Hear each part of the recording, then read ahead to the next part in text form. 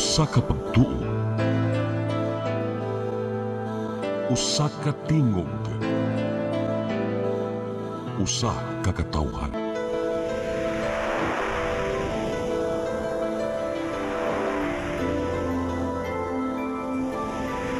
Cebu Catholic Television Network.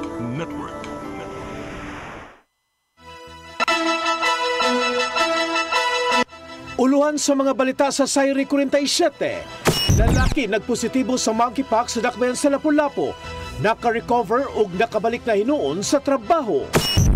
Gisugyot nga 200 pesos nga usbaw sa matag adlaw nga suhulan, ipa-review. Bukton sa 15 anyos nga lalaki nga nanguhag sensilyo sa Imbornal, naungot. Dulaan sa 600 milyones pesos nga balor sa drugas, gisunog. Sugbo, Kabisayan ug Mindanao, Pilipinas ug katawhan kutos maabot sa tong Sibya sa tibuok kalibutan mayong hapon. Live kita karon sa CCTN Channel 47 ug kini ang tulumanon sa nag-unang kasayuran nga angay natong masayran. Ako si Dennis Tabar. Tulumanon sa patas ng mga balita ug opinyon. Ako si Danica Caballes. Kini ang Sayri 47.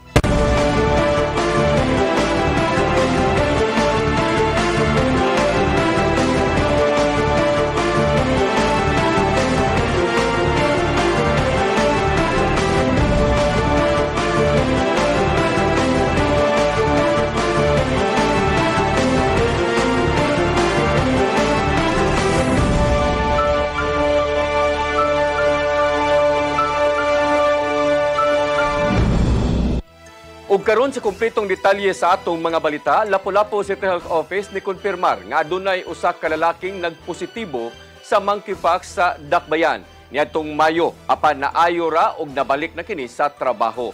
Samtang lokal nga kagamhanan nitukod og Interagency Task Force batok sa Impox. Ang kasayuran ihatod ni Cristel Joy Filerca. Gikumpirmar ni Dr. Agnes Cecil Realiza, ang Lapu-Lapu City Health Officer, nga dunay usa ka confirmed case sa monkeypox virus sa Dakbayan ni adtong nilabay nga buwan. Kini mao ang 27 anyos nga lalaki nga gikuhaan og sample ni adtong ikaduhang semana sa buwan sa Mayo ug wa siya'y travel history. Apan gidugang ni Dr. Realiza nga naka-recover na ang mong 27 anyos ug nahuman na usab ang iyang 21 ka adlaw nga isolation. Patient has already recovered, had been given medical clearance already, and patient returned to work. Okay na siya. While waiting for the result, taas man, gisugod man din naman sila isolate. Subay sa mong balita, gipirmahan kagahapong adlaw ni outgoing Mayor Junior Dahong Chan ang Executive Order No. 2025-27 nga nagmugna sa Interagency Task Force batok sa Mpox virus. Kung diin siya mo ay chairman ni ini ug ang vice chairperson mao ang City Health Officer. Gilangkuban usab kini sa nagkadayang ahensya sama sa City Hospital, Disaster Risk Reduction and Management Office, Barangay, Philippine National Police ug uban pa. Suma pa ni Chan nga ang pagmugna sa mong task force aron nga malikayan ang pagkatap sa mong virus ug dili magpanik ang katawhan. Giawhag sa mayor ang kadtong nakasinati og sintomas sa Mpox sa pagtawag silang hotline number nga 340-8626 o sa 0955-653-4096 aron nga mahatagan dayon kini og aksyon. Kung mapaubos sa isolation ang nakasinati og sintomas, mipasalig ang mayor nga ang lokal nga kagamhanan mo'y muhatag sa ilang mga panginahanglanon. After they call our hotline, ang ato ang team will go to the area to swab test, and then mag-isolate siya while waiting for the result, So after mag-provide ta og same gapon katong mga food packs, ato ang nakalahi lang, walay di pa sa unang i-cordon na to, nga makuyawan ang tao. Nibutyag usab si Chan nga gamiton usab karon ang isolation facility nga gigamit kaniadto sa mga nagpositibo sa COVID-19. Sa pagkakaron, gitataw ni Dr. Realiza nga wa nay suspected cases sa Mpox virus sa Dakbayan sa Lapu-Lapu. Cristel Joy Filerca, CCTN News. Mandawi Chamber of Commerce and Industry na nawagan nga i-review ug i-balanse ang gisugyot nga 200 pesos nga usbaw sa matag adlaw nga minimum nga suhulan. Giingon nga aduna kini negatibo nga epekto sa negosyo ug ekonomiya. Ang kasayuran ni haton ni Mary Rose Sagarino. Gikalipay sa mga graduating student sa Mandawi City College ang gisugyot nga pagpataas og 200 pesos sa minimum nga suhulan. Matud ni Renzel Digamo ug Shaira Marababol, mo graduate sunod semana sa kursong Bachelor of Science in Business Administration nga dako og tabang ang 200 pesos matag adlaw. Si Marababol sa wala pa ni graduate usa ka working student ug nagswelduhan og minimum nga 501 pesos matag adlaw. Malipay kay dako 701 dili compare sa 501. So malipay jud ang mga tao gyud nga nanarbaho. Samtang si Renzel Digamo nang hinaot nga kung mapatuman ang pagpataas sa sweldo, dili mas mo mahal ang palitunon. Medyo okay siya paminaw sir no, but nabalaka lang may kay doon ay chance magud sir nga once mutas ang sweldo, mutas pud ang panaliton. So fine lang. Unta pagitagi po pagi sa government nga ma-feel na to ang increase nga 200. Ang Kongreso kagahapon ni pasar sa ikatulo og pinal nga pagbasa sa Wage Hike for Minimum Wage Workers Act, pagpataas og 200 pesos sa mga nagtrabaho sa pribadong sektor. Samtang sa bahin sa Mandawi Chamber of Commerce and Industry, sila nanawagan sa balanse nga pag-review. Sa usa ka mensahe matud ni Mark Inok, ang presidente sa MCCI, nga samtang iyang gisuportahan ang patas nga sweldo sa mga trabahante, apan kinahanglan usab matud pa nga tagdon ang mga epekto sa mga negosyo ug ekonomiya. Usa na ang posibilidad sa ubang mga negosyo nga momino sa gidaghanon sa ilang mga empleyado. Gisugyot ni Inok ang paghimo og Regional Wage Board alang sa lain-laing mga industriya. Magtugot kini sa kausaban sa suhulan nga mas mohaom sa kahimtang sa ekonomiya sa matag lugar ug sektor. Mary Rose Sagarino, CCTN News. Moabot sa 34 ka mga LGU dinhi sa Sugbo ang nakabaligya og tag 20 pesos nga kilo sa NF rice ngadto sa publiko. Samtang igo lang mag-agad ang National Food Authority dinhi sa rehiyon sa mando sa Department of Agriculture kung mosalmot ang uban nga mga LGU sa mao nga programa. Ang kasayuran ihatod ni Gian Navarro. Gitahos sa National Food Authority 7 nga ana sa 34 ka mga LGUs ang nakabaligya na sa tag 20 pesos nila nga bugas. Sumapa sa Acting Information Officer nga si Olma Marinedia nga nahatag na ang 11,380 ka mga sakong NFA rice nga gi-order mismo sa Cebu Provincial Government. Subay kini sa pagpatuman sa P20 benteng bigas, meron na program sa gobyerno diin paliton kini sa mga vulnerable sectors. Matod ni Nedia nga adunay pipila ka mga LGUs ang matud pa nahutda na og supply tungod sa kadaghan sa mga namalit. Kami mismo ni bisita mi sa katong mga LGUs nga nag-release or ni apil ani nga programa unya makita gyud nato kung unsa sila kalipay sir no kani nga nakadawat ani nga bugas unya mao lang ito ganahan sila nga unta masustenar ni nga programa no nga kaning P20 program. Mag-agad pa lang sila kung mo-order pa ba pagbalik ang Kapitolyo o NFA rice o di ba kaha muapas ang uban pa mga dagkong syudad dinhi sa Sugbo aron makasalmot sa benteng bigas program.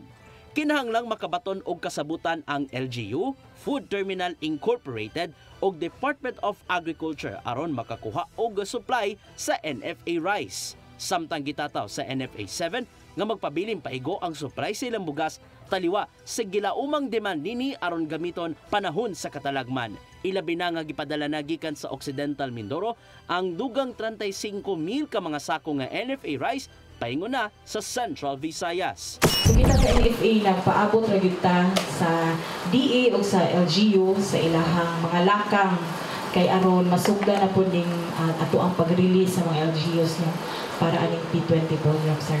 Sa kasamtangan anaa pa sa pilot testing ang benteng bigas program sa gobyerno. Mong gilauman nila nga mapalapdan pa kini ngadto sa kamerkaduhan ug mapalit na sa tanang mga sektor. Magdepende lang hinuon kini sa mamaymong sunod nga lakang tali sa Department of Agriculture ingon man ang lehislatibo sa nasod.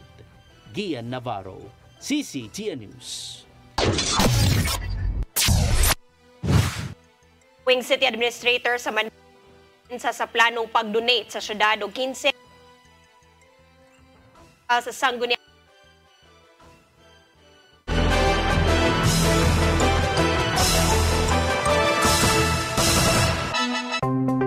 Discover the beauty of the Philippines.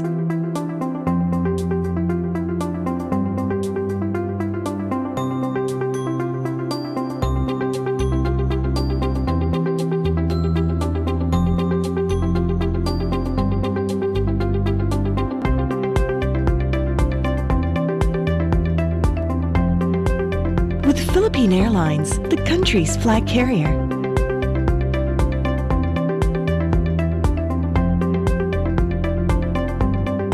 The airline that lets you feel the warmth of the nation.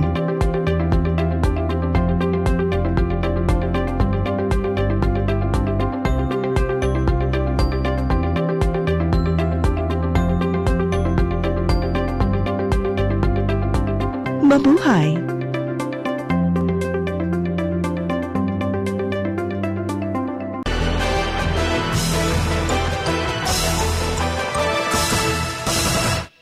Balik sa atong mga balita. Outgoing City Administrator sa Mandawi may depensa sa planong pag-donate sa syudad og 15 ka mga sakyanan ngadto sa mga opisyal sa Sangguniang Kabataan. Kinihuman gikwestiyon sa umaabot nga administrasyon sa Dakbayan ang maong lakang. Ang kasayuran ni hatod ni Mary Rose Sagarino. Gipasabot ni outgoing Mandawi City Administrator Attorney Jamaal James Kalipayan nga ang 15 ka mga sakyanan natugyan na ngadto sa mga Sangguniang Kabataan sukad pa sa miaging tuig ug ang lakang pag-formalize na lang sa donasyon. Iyang gipasalid nga ang maong mga sakyanan gamiton alang sa mga programa sa kabatanunan ug dili alang sa personal nga katuyuan. Siya mihimakag sa pasangil nga usa kini kadinali ang lakang sa pamulitika. Number 1, walay balaod nga nagpugong, no? Number 2, this is not for human naman tag election. Diba? This is not for political reasons. This is for expediency, for nya plus kanang mas magtuo gyud mi ako mismo magtuo ko nga mas ampingan ni sa ato ang mga ahensya nga gihatagan, no? Whether it's a LGU or sa SK, no, sa barangay. Sa bag-uhay lang, gikwestiyon sa transition team ni Mayor-elect Tadeo Junki Uwano ang timing sa donasyon o gihimugatan nga ang gihatagan ang kaalyado lang sa kasamtang administrasyon. Si Attorney Gonzalo Sali Maligon, ang incoming city administrator, nang hinaot nga hatagan og konsiderasyon ang umaabot nga administrasyon sa pagdesisyon kung unsaon pagahin ang mga sakyanan. Nangatarungan usab ang kampo ni Uwano nga aduna pay ubang mga buhatan sa syudad nga mas dako ang panginahanglan sa mga sakyanan. Dugang pa ni Maligon nga ang mga SK walay designated drivers ug tungod kay dili barangay owned ang mga sakyanan, ang barangay dili makahatag niini. Dugang pa nga ang SK official walay budget alang sa gasolina ug maintenance. Apan matud ni Kalipayan nga ang SK mismo ang nag-abag sa gastuhon sa gasolina ug maintenance sukad pa niaging tuig. Mas maka take care ni sila sa motor vehicles. And we are looking into this, no, hopefully makita pod ang wisdom sa kuan ani, because unlike real property nga murag di nato pwede i-donate kay sayang asset manggod, kaning atong vehicles, this might be called as assets in our books but this are actually liabilities, no? Because every time nga once gani inigawas ana imong sakyanan sa kasa, pana munaog na ang baliyo ana ug magsugod na nagpangayo og maintenance. Mary Rose Sagarino, CCTN News. Department of Environment and Natural Resources 7 nanawagan sa mga kandidato nga tangtango na ang tanan nga mga campaign materials karong humana ang eleksyon. Mulapas na sa 11,000 ka kilo nga campaign materials ang nahipos human sa naglabay nga Operation Baklas. Ang kasayuran ihatod ni Gian Navarro. Karong naghinangat na ang bag-ong termino sa mga nakadaog, nanawagan ng Department of Environment and Natural Resources 7 sa ubang mga kandidato nga tangtangon na gyud ang ilaha mga campaign materials. Kini aron mapahimuslan sa ubang paagi, pinagi sa pag-recycle. Sukad pa sa pagsugod sa election period, nagtinabangay ang Commission on Elections, DENR7 o local government units sa Operation Baklas. Sa hiniusag ihap gikan sa Environmental Management Bureau 7, niabot na sa 11,724 kilos sa mga campaign materials ang nahibos. Apil nini ang mga streamers o tarpaulins nga wala sa iyang sakto nga sukod. Tarpaulins are being upcycled, no? Into other products like bags, eco bags, also bricks din, diba? Into bricks. Ang campaign period, gipalapdan sa Enforcement Division sa DENR7 ang pagpanangtang sa mga campaign materials, ilabi na katong gipampitlan sa mga punuan sa kahoy. Ginadili hinuon among matang ubos sa Section 3 sa Republic Act 3571 tungod sa pag-injure sa kakahuyan. Mismong ang Regional Director sa DENR7 nga si Paquito Milicoy Jr. ang mihangyo sa kandidato nga buhaton ra gyud ang ilahang responsibilidad alang na sa kalikupan. Hinuon adunay maayong padulngan ang mga tarpaulin nga mapahimuslan usab sa mga grupo. Added, turnover nato sa local government unit, ma-add dito sa atong statistics sa EMB about tarpaulin or plastics that have been moved, campaign materials that have been removed. Navarro, CCTN News. Musunod, bukton sa 15 anyos nga lalaki nga nanguhag sensilyo sa Imbornal, naungot kana og daghan pa mga balita sa pagbalik sa Sayri 47.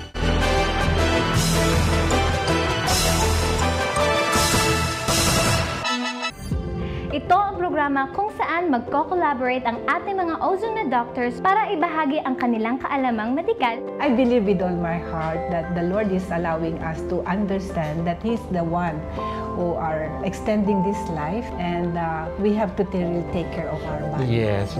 Matag episode, among ipaambit ninyo ang mga healing testimonies. Every day, pag gising mo, iisip ko kung ilang taon na lang yung katagal ko, yung ganun. This is your path to a new start. OzoneMed Wellness Clinic New Start. Napapanood every Saturday, 8 to 9 a.m. Og ang replay airing matag Miyerkules, 1:00 hangtod 2:00 sa hapon. Dinhilang sa CCTN Channel 47. Discover the beauty of the Philippines.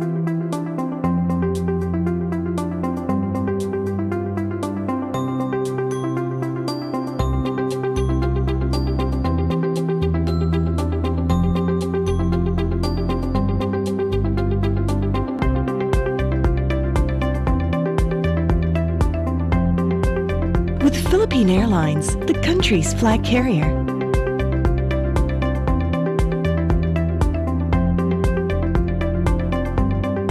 The airline that lets you feel the warmth of the nation.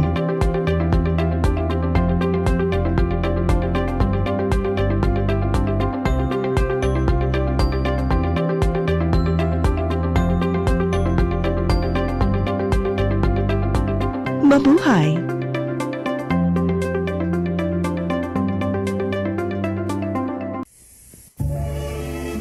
Ben Zubiri, kompositor, artista sa bantawan, pelikula o radyo. Mas nailhan sa ngang Iyo Carbo. Si Ben Zubiri ang misuwat sa way kamatayong awit Matod Nila.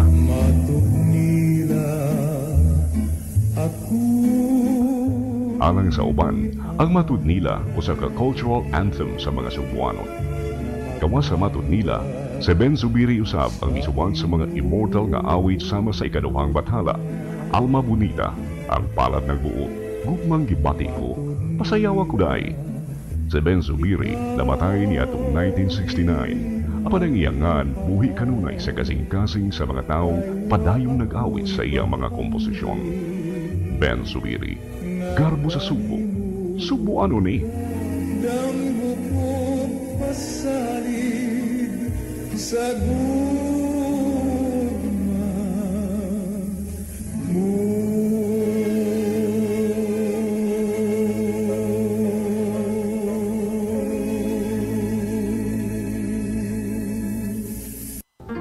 I am the God that healeth thee.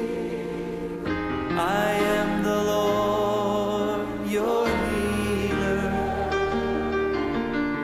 I sent my word and healed your disease. I am the Lord, your healer. I am the God that healeth thee. I am the Lord, your healer. I sent my word and healed your disease. I am the Lord, your healer.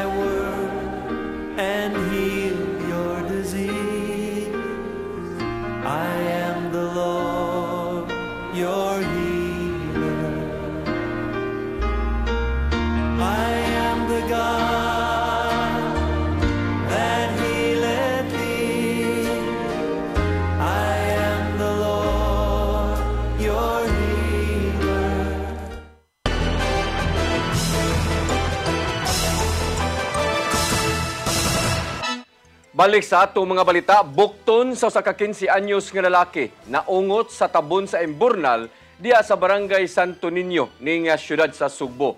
Nagatinabangay ang mga kabumbiruhan o rescue teams ug naabtan ang kapin 3 ka oras una pa kini naluwas. Ang kasayuran ihatod ni Gian Navarro. Mabita di. Di nagbira doon? Di nagbira? Naabtan na lang sa mga rescuers higda sa kalsada ang usa ka 15 anyos nga lalaki sa Plaridel Street, Barangay Santo Niño ning siyudad sa Sugbo ning adtong Huwebes. Nadawat nila ang alarma sa wa panipatong ang alas 6 sa buntag ug nasuta nga naungot ang tuong bukton sa ulitaw sa tabon sa manhole. Nasuta sa mga rescuers nga nanguha og sinsilyo ang maong ulitaw sa kanal ug buhaton niya kini matag buntag. Apan sadyang napasud na sa batanon ang iyang bukton ngadto sa puthaw nga tabon, wala hinuon mapagawas pagbalik hangtod nga naungot na gyud. Niabag usab sa pagresponde ang mga sakop sa Cebu City Bureau of Fire Protection ug gigamitan pa og managlahing tools. Sama na lang sa battery-operated spreader, hydraulic cutter ug mga linahing matang sa gabas. Hilabihang kasensitibo ang gibuhat ngadto sa puthaw nga tabon aron masigurong di maputol ang bukton sa ulitaw. Apan nadugangan pa ang pressure kay gitapukan sila sa publiko ingon man ang mga nagpailang vloggers. Human sa 3 ka oras nahusog gyud ang bukton sa ulitaw gikan sa puthaw nga tabon sa Emburnal. Gidala among lalaki sa 12 nga tambalanan aron magpabiling luwas ang iyahang kahimtang ug matambalan usab. Gian Navarro, CCTN News. Laing gamit sa paghimo og paltik nga armas ang gitahan ngadto sa mga sakop sa 701st Maneuver Company sa Regional Mobile Force Battalion 7 sa Barangay Kahumayan, Dakbayan sa Danao.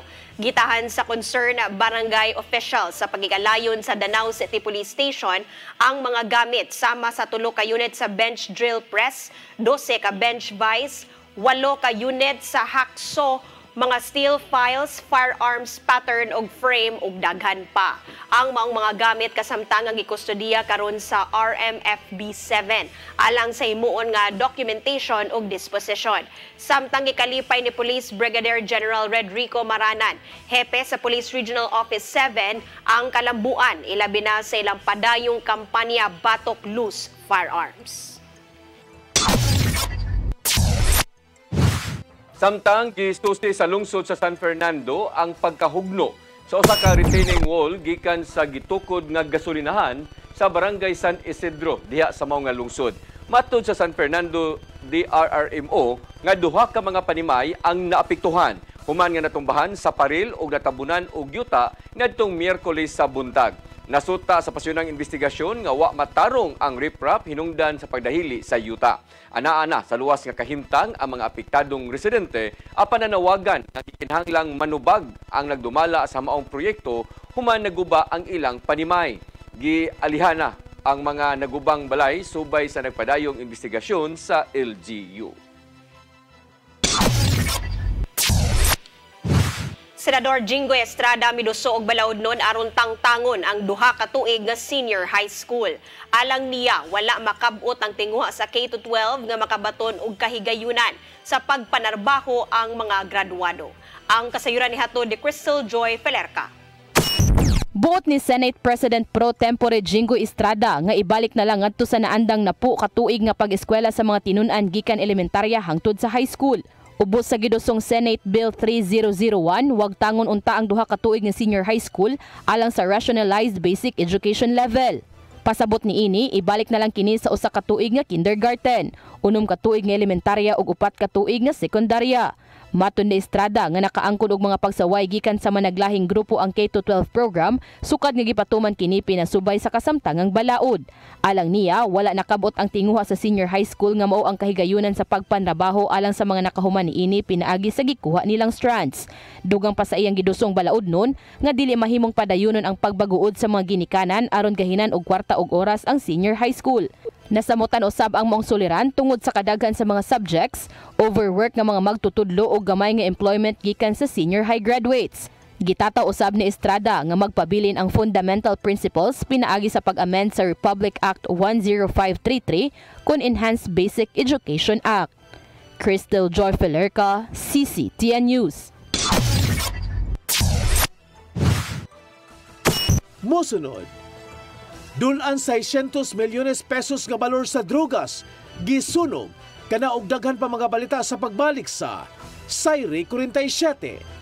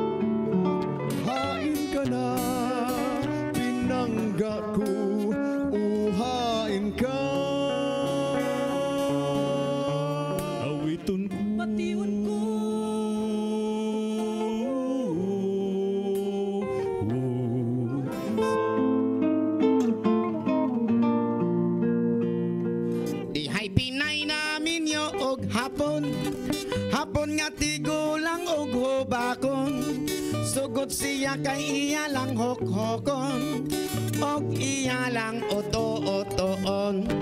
Ay pas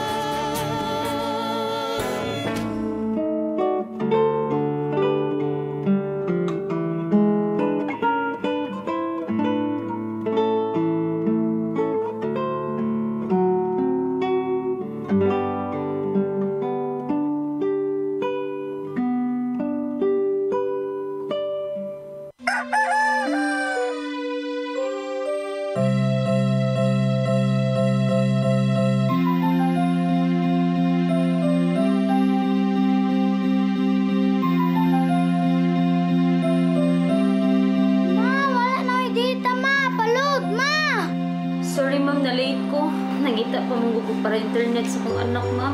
Ay, wala na yung problema. Pag Sinisibu! Sinisibu! Sinisibu! For your internet connection And for the signal of your cable TV. so fast and straight, the transmission to your home. Sinisibu! Sinisibu! Sinisibu! Offers you to have fiber optics. For your viewing experience, perfect and clear so far. So great and affordable for you to enjoy. Sinisibu!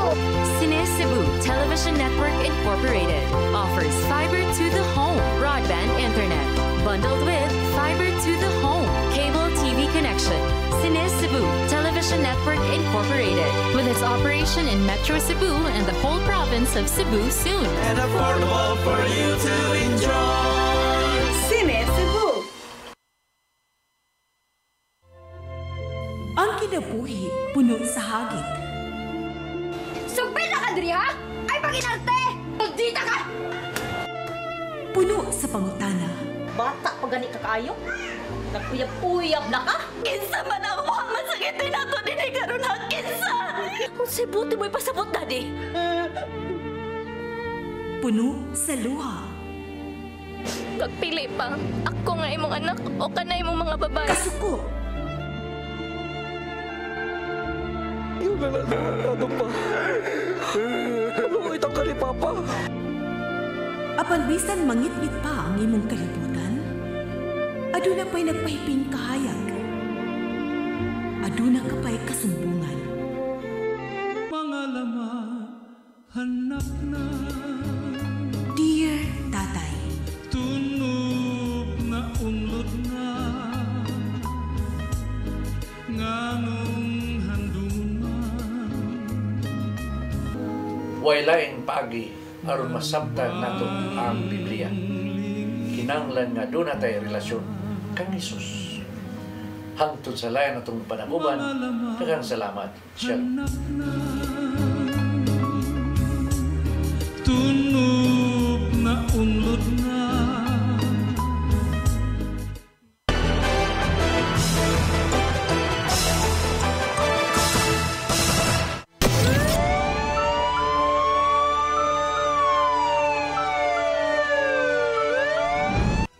Balik sa ato mga balita, dulaan 600 milyones ka pesos nga kantidad sa illegal nga drugas gisunog sa Philippine Drug Enforcement Agency 7 uban sa PRO 7 sa usa ka punerarya dinhi sa Dakbayan sa Sugbo. Ang mga illegal nga drugas nasakmit sa mga pulis ug PDEA dinhi sa Sugbo ug Bohol. Ang kasayuran ihatod ni Arnold Bustamante. Lenghog na sa pagsunog sa mga shabu ug mga matang sa illegal nga drugas nga nasakmit sa mga sakop sa Philippine Drug Enforcement Agency 7 ug sa Police Regional Office 7 nga dunay pagtugot sa matag korte nga may nagtaral sa kaso. Ang pagguba sa mga ebidensya gisunog gamit ang thermal facility sa Cosmopolitan Funeral Parlor sa Dalan Hongkera sa Sud sa Sugbo alas 9 ng buntag. Ang mga gipang sunog naglangkob kini sa 82.34 kilo sa shabu, 3.4 kilo sa marijuana, 15.7 kml sa nalbuphine hydrochloride ug 16 ml sa ephedrine nga mobalor ang tanan sa 560,402,548.28 centavos. Kini na ang labing dako nga nasunog sa PDEA 7 sukad nitong 2017. Mato ni PDEA 7 Director Alex Tablate nga ang ginakanon sa illegal nga drugas nga ilaga giguba karon wala kini magpasabot nga nagkadaghan ng supply sa illegal nga drugas nga nangabot sa Sugbo tungod kay nagpakita lang kini nga ang PNP ug ang PDEA wala mohunong sa kampanya nga mao ang pagpuhag sa illegal nga drugas.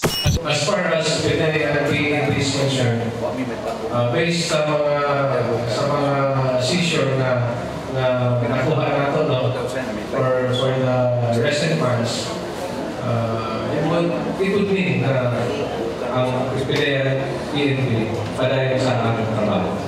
So, also another indicator na nung nagpitataas ang atong mga na-destroy illegal drugs, it is because nindot na rin ang coordination, sir, between PDEA and PNP. Ang daghan na mga decided cases, mga illegal drugs na mga evidence na nating court orders immediately na turnover sa ato. Usab sa indikasyon nga nung daghan sila karon og nasunog tungod sa maayong koordinasyon silang ahensya ug sa kapulisan. Daghang mga nadesisyonan na nga mga kaso sa korte, di na mga ebidensyado na order sa korte, ila na kini nga gi-turnover sa ilang buhatan. Ginagusab niya ang mga korte sa Tibok Central Visayas gumikan sa dali nga pagdesisyon paghatag pagtugot silang ahensya nga maguba kini sama nito nga kapin sa 25 kilos nga shabu nga nasakmit sa pantalan ang giapil kini sa pagsunog. And we are anticipating kung mga big holes coming from hindi na sa among pati ang PNP immediately sunod nato kay para immediately masunog nato. Si Police Brigadier General Rodrigo Manana ng hepe sa Police Regional Office 7 mihangop sa pagsunog sa mga dakong balor sa illegal nga drugas. Mato niya nga kung ang kapin sa tunga sa bilyon ka pesos nga balor sa illegal nga drugas napunta pa sa kadalanan ug napasagdan nga mapalit sa mga drug user. Dakong problema sa kahusay kalinaw ug daghang kinabuhi ang madaot niini. Sa pagsunog niini, pagpakita kini nga seryoso ang gobyerno, ilabi na sila sa kapulisan ug sa PDEA, pagpuhag sa illegal nga drugas ug dili kini ma-recycle, kamay pagduda sa publiko. Well, ang malaking impact nito sapagkat $500 million of illegal drugs, street value. You could imagine the danger na madadala nito sa kalsada at doon sa mga gagamit nito at yung mga mabibiktima noong mga gumamit nitong illegal na drugs, yung mga inosenteng tao na mabibiktima ng mga high sa illegal drugs. So napakalaki ng impact nito sa ating peace and order. Dugang ni Maranan nga mas pakusgan pa nila ang ilang kampanya batok sa illegal nga drugas ug sa mosunod nga mga adlaw, dagha mga street level ang ilang madakpan. Arnold Bustamante, CCTV. Gisikop sa National Bureau of Investigation ang lalaking gipasangin lang nagpatay kang attorney Joey Luis Wee sa Kauluhan.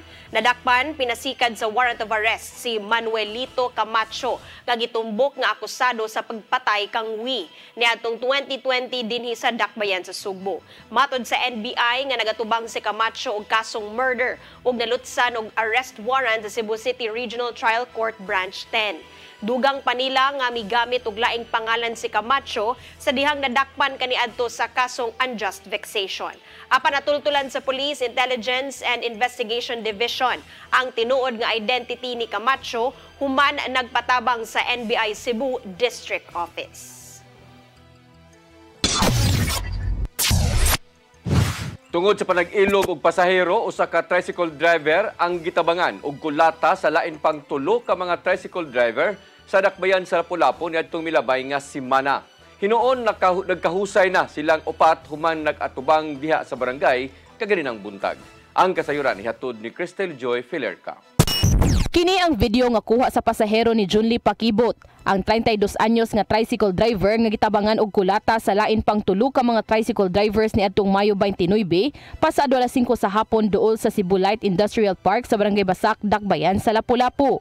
Si Pakibot usa ka miyembro sa Mergin District Hospital Tricycle Operators and Drivers Association. Samtang ang mga nangulata kaniya mao si Saidi Sultan nga 31 anyos, Alinor Labo nga 22 anyos ug Mahidto Marumpo nga 28 anyos nga miyembro sa Cebu Light Bangkal Datag Tricycle Operators and Drivers Association.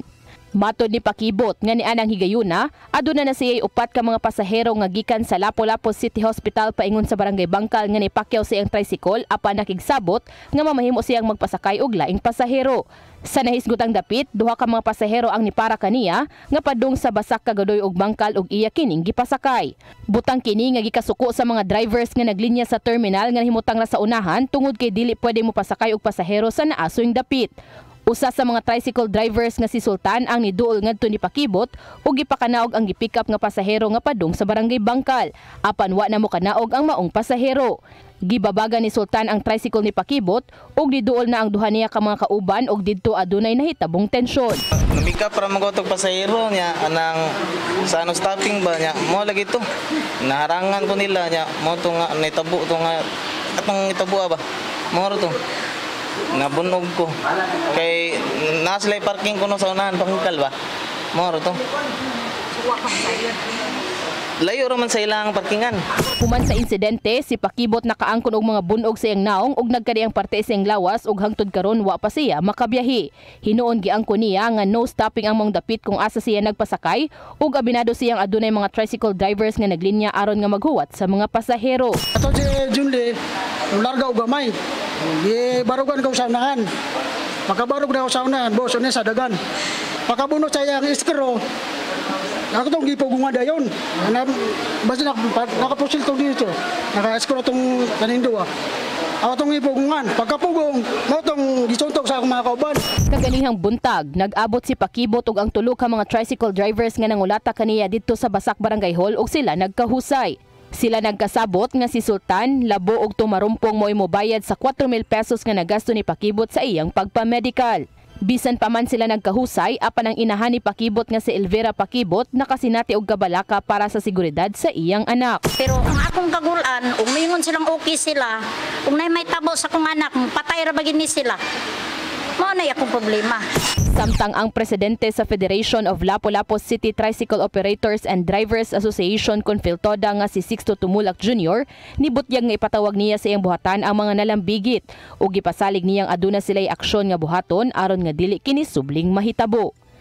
Cristel Joy Filerca, CCTN News. Ex-convict nga nanuli sa e-bike driver dadakpan sa kapulisan sa Inayawan. Drugas ug armas nakuha samtang nakuha pagbalik ang e-bike nga iyang gi-commander sa iyang gibiktima. Ang kasayuran ni hatod ni Arnold Bustamante. Nabalhog sa Iniwan Police Station katong lalaki nga mituli sa e-bike driver o gikuha pa ang iyang gimaniho nga e-bike nato nga Martes gabi human maalarma nga armado alas 12:35 sa kadlawon dito sa sitio Fatima, Barangay Basak Pardo. Ang suspitsado gila nga si Rixel Remigio Taborada Jr. alias Jaco, 26 anyos nga taga sitio Bugo 1, Barangay Quiyot sa Dakbayan, Sugbo. Nakuha gikan kaniya ang 5 gramos sa gituang shabu nga mobalor sa 34,000 pesos ug usa ka kalibre 38 nga pistola nga dunay duha ka mga buhing bala. Sa investigasyon sa Iniwan Police Station 7 sa Cebu City Police Office, nga nakadawat sila og tawag sa telepono nga doon ay armado sa sitio Fatima sa Barangay Basak Pardo nga mahinungdan nga dali sila nga miresponde. Sa pag-abot sa mga pulis, ila kini nga naabtan nga makita ang arma siyang hawak nga mahinungdan nga ila kining gipusasan. Apan sa paghiling siyang bulsa, nakakuha pa sila og mga pinakiti sa gituang shabu nga iya matod paunta nga ibaligya. Doon ay usa ka saksi aga mitumbok kang Jaco nga may nagtulis sa usa ka e-bike driver ug miembargo pa sa e-bike niini base sa hulagway nga nakuha sa CCTV camera nga gipost sa kapitan sa Barangay Basak Pardo nga si Cebu City Councilor-elect Dave Tumulak. Mihimo dahil follow-up operation ng Iniwan Police Station ug ila nakuha pagbalik ang mga e-bike dito sa Dakbayan sa Talisay. Tungod sa mga kalambuan, nagpasalamat si Tumulak sa kapulisan sa Iniwan ug sa Cebu City Police Office sa dali kasolbaran sa mga krimen. Mato ni Tumulak kadako kayo og natabang ang mga CCTV camera silang barangay, kamahinungdan nga daghan siyang mga residente ang mitabang aron mailhan kini. Negative mi info anak hindi mo ginataga Basak pero naibong laming anong lisod ni siya sa among area sa Basak Pardo. Salamat na pagos police nga niresponde dayon sila dito sa armed person ug nakuhaan nila armas dito na naibawaan pag duki-duki ug kato bitong iyang tato na Rafi Sena. Dito na confirm nga mao-audit siya nagkuha. Base sa gihimong background investigation sa Iniwan Police Station nga ang mao nga suspitsado niadto lang Agosto 2024 nakagawas gikan sa bilangguan human makaserbisyo siyang 6 ka tuig nga sentensya sa kaso sa illegal nga drugas. Arnold Bustamante, CCTV. Mao kadtong naglangkob sa atong mga balita sa Sayri 47, ako si Dennis Tabar. Ako si Danica Caballes, sangtod ugma sa inyong paboritong tulumanon. Sayri 47.